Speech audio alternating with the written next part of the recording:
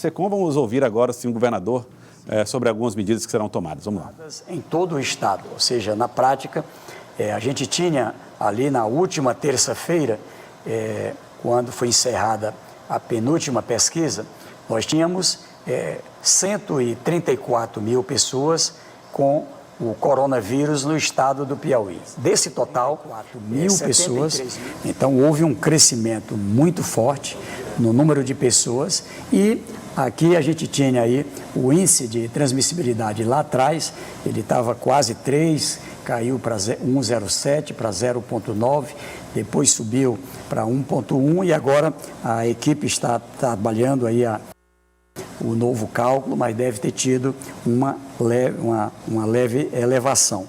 Eu destaco ainda, pode passar, quando comparado com a pesquisa feita pela Fundação Getúlio Vargas, também ela tem a mesma tendência. Ela tinha lá atrás encontrado, a Fundação Getúlio Vargas, 2,4, depois caiu para 1,7, para 1,023 e agora 1,3. Então ela teve também, depois de uma série de queda, uma elevação, pode passar, e nós temos ainda aí mais uma projeção, não é, que se não tivéssemos adotado as medidas, poderia ter perdido totalmente o controle, já 15 dias atrás poderíamos ter chegado aí já a mais de 600 mil pessoas infectadas e chegamos a 134 mil, agora cresceu para 334, provavelmente essa curva teria chegado a mais de 1 milhão de pessoas com o coronavírus. Mas o número hoje, ele é elevado, 334 mil, quando a gente compara com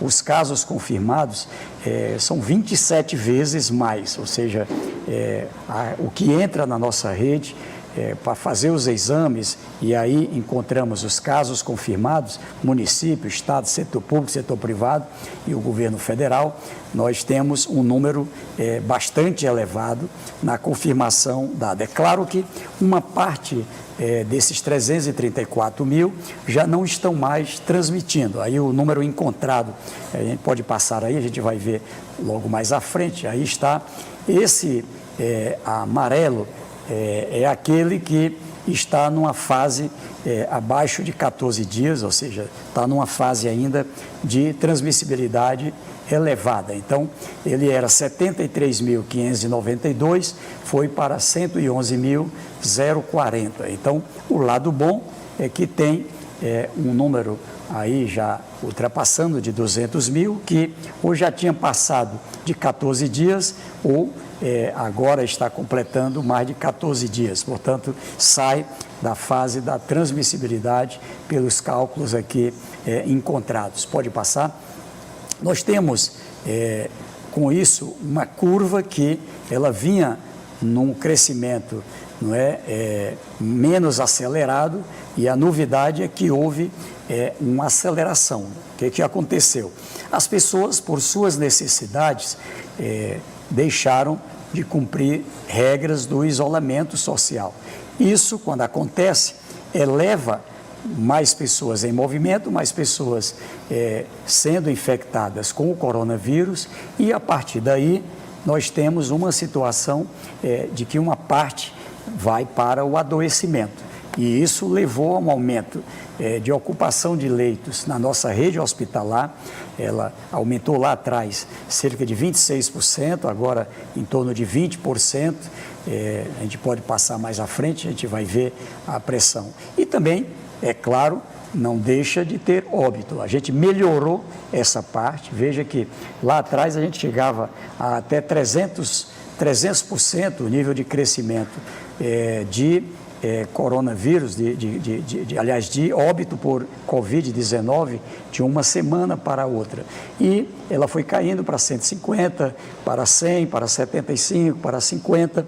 Agora ela chegou em 34% de uma semana para outra. Ela teve uma queda muito importante. E assim, pode ver na próxima slide, a gente vai ver até, nós tínhamos aí 121 óbitos na semana anterior e nesta última agora está aí 125, mas na verdade ela foi um pouco mais, foram no número de pessoas com que vieram a óbito. Então, ela teve uma redução muito forte. Ela mostra aquela previsão que a gente dizia, de que havia uma chance muito grande de agora, neste final de junho, a gente se aproximar do equilíbrio, tanto na pressão por leito de UTI, como teve esse crescimento de infecção, isso aqui até aumentou. Mas a capacidade de atendimento com tratamento precoce, aqui eu destaco o trabalho do Busca Ativa com o aplicativo Covid, Monitora Covid, isso aqui tem ajudado a salvar vidas, a capacidade técnica das nossas equipes em 8 regiões de saúde, integrado município com a área da atenção primária, onde ao invés de esperar as pessoas adoecerem, a proposta é de fazer essa busca, ir nas empresas e nos bairros e ali em lugares onde as pessoas estão em atividade, testando, examinando e com isso trazendo para o isolamento, trazendo para a quarentena e também para o tratamento. Então, isso aqui tem contribuído para reduzir óbito. A gente deu próximo da nossa previsão. A gente tinha uma previsão de chegar a 470 óbitos, chegamos a 485 no último sábado, já que a gente mede de domingo a sábado, semana a semana. Esse gráfico também, ele é uma boa notícia. As síndromes, as doenças respiratórias agudas e graves, elas tiveram uma forte redução. Elas chegaram provavelmente a um pico. Veja que nós chegamos a ter, numa semana, pacientes graves com pneumonia, H1N1, influenza, renite, uma série de problemas respiratórios e chegamos a 510 pacientes. Agora chegamos aí caiu para 72 na última semana, na 25ª semana, a semana passada. Então, esse é um dado muito positivo, porque são pacientes que disputam vagas com os pacientes da Covid-19. Pode passar? Nós tivemos com isso, como eu disse aqui, olha, uma situação em que nós tínhamos uma previsão de aumentar leitos para pacientes graves, e aqui eu destaco um primeiro grave problema. Mesmo tendo os equipamentos, mesmo tendo lá os respiradores, monitor, uma série de equipamentos, a gente encontrou dificuldades para profissionais de UTI, ou seja, médicos e pessoas de enfermagem, tanto que abrimos agora um novo processo para ver se a gente consegue trazer até de outros estados e também daqui do Piauí, profissionais de saúde para ampliar a rede.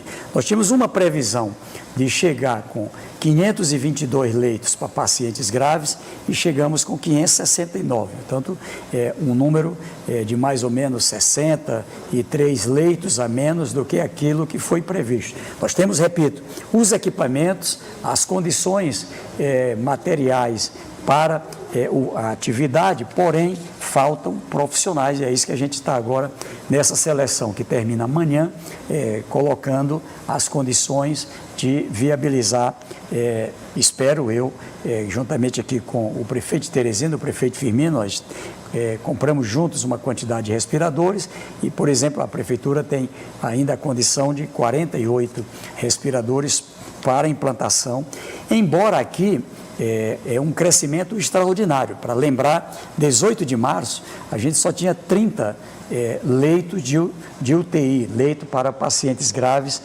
reservado para a doença Covid-19. Aumentou para 160, agora chegamos ali no começo de maio ali com 200 e poucos leitos, agora chegamos a 469. Então, nós estamos falando aqui, não é só cama, aqui são equipamentos, a parte de toda uma estrutura para gases medicinais, respirador, monitor, as condições de insumos, né, de medicamentos, que é o outro problema que a gente está enfrentando, é a escassez de medicamento no mercado. Então, por isso que é um momento bastante delicado. E aqui nós estamos fechando aí o dia de ontem com 66% desses leitos para pacientes graves ocupados e 33% livres, mais ou menos 120 leitos livres contra mais ou menos 290 leitos ocupados. Pode passar?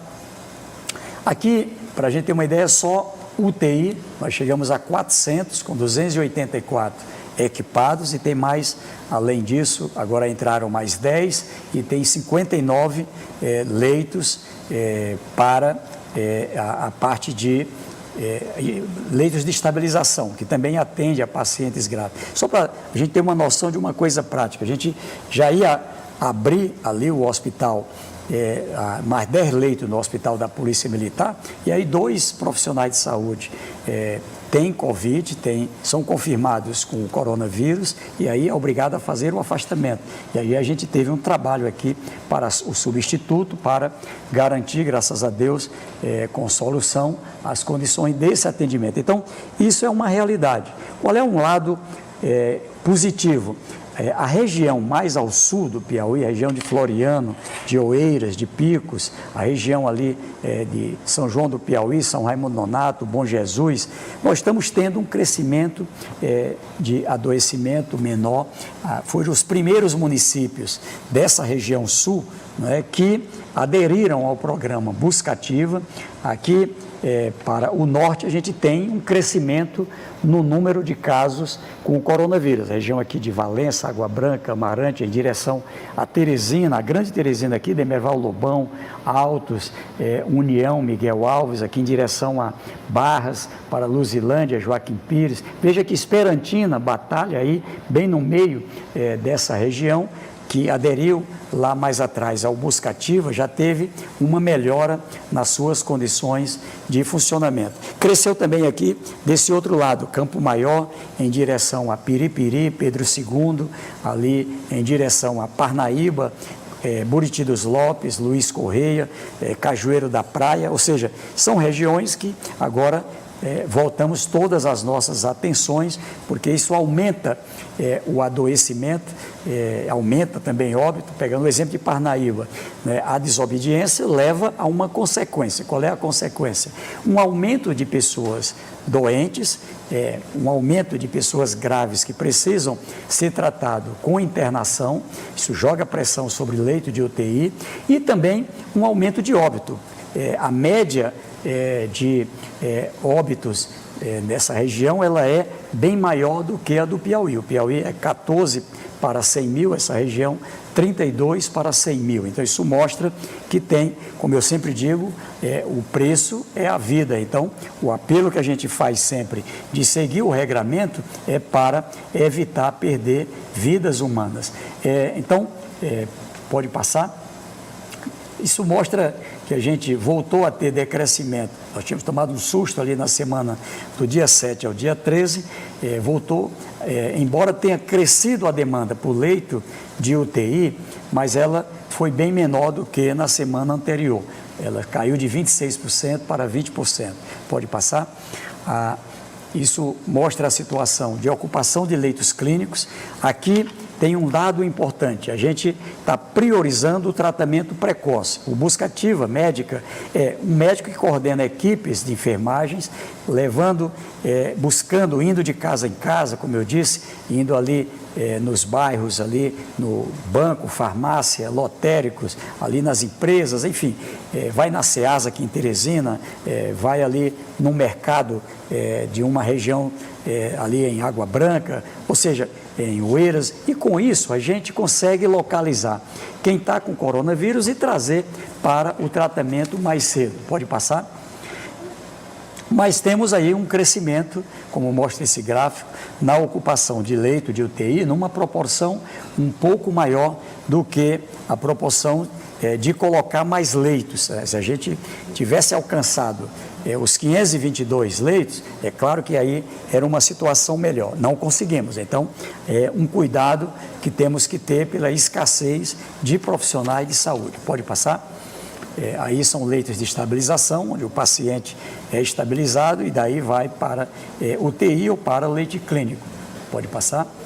Aqui é uma das grandes armas importantes que estamos trabalhando. As barreiras, eu quero agradecer a todas as pessoas em todas as regiões do estado que estão ajudando, ou no aeroporto, ou nas rodovias federais, estaduais, para que a gente tenha as condições, não é, de orientar a quarentena, de orientar o uso da máscara, do isolamento, enfim, das regras para evitar a propagação vinda de outros estados. Pode passar? E aí está uma ideia do que é o programa Buscativa, ou seja, vai lá na feira, vai lá no comércio, vai ali na empresa e ali a gente vai testando as pessoas. Com isso, a gente descobre mais cedo quem é que está com coronavírus. Recebemos agora, compramos 50 mil testes antígeno, que descobre mais cedo, junto com o PCR, e com base nisso recebemos primeiro 10 mil, fomos buscar lá em Minas Gerais, e aqui eu parabenizo a equipe daqui do Florentino Neto, e agora nós vamos repassar para cada município dentro desse programa Buscativa, porque qual é a diferença?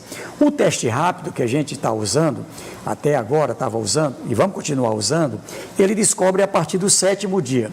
Esse teste antígeno, a exemplo do PCR, ele descobre ali no 2º, 3º dia. Então, descobrindo mais cedo, além do exame clínico, além do raio-x, da tomografia, que é um exame mais sofisticado, nós temos a condição de garantir o tratamento mais cedo. Ali, que nem você tem um problema de garganta, tratou mais cedo, você melhora mais cedo. Também a Covid-19 vai na mesma direção. Assim, eu quero apresentar aqui a decisão, com base nessa situação em que houve um crescimento no nível de pessoas com coronavírus. Houve um crescimento proporcionalmente menor, mas cresceu na transmissibilidade. E, em razão disso, a gente está prorrogando o decreto com as medidas restritivas até o dia 6 de julho, com avaliação já numa reunião chamada para o dia 29 de junho, 29 de junho, a próxima segunda-feira. Nós estamos aí também mantendo as medidas lá atrás adotadas para o programa Pacto pela Retomada Organizada na área de Covid-19, completando os procedimentos para a saúde. Já teve aí um entendimento com os municípios de Teresina e os demais municípios para o funcionamento de consultórios, clínicas, enfim, que ampliam as condições, inclusive de participar do Buscativa, da regulação, evitando a importação do coronavírus, garantindo as condições também de tratar das outras doenças, não é? Das pessoas que têm aí, são acompanhados com problema de diabetes, problema de coração, outras doenças, câncer, enfim, e que passam a contar com toda essa rede privada, se somando ao trabalho da rede pública e da rede tanto de atendimento clínico como o atendimento em UTI e sala de estabilização.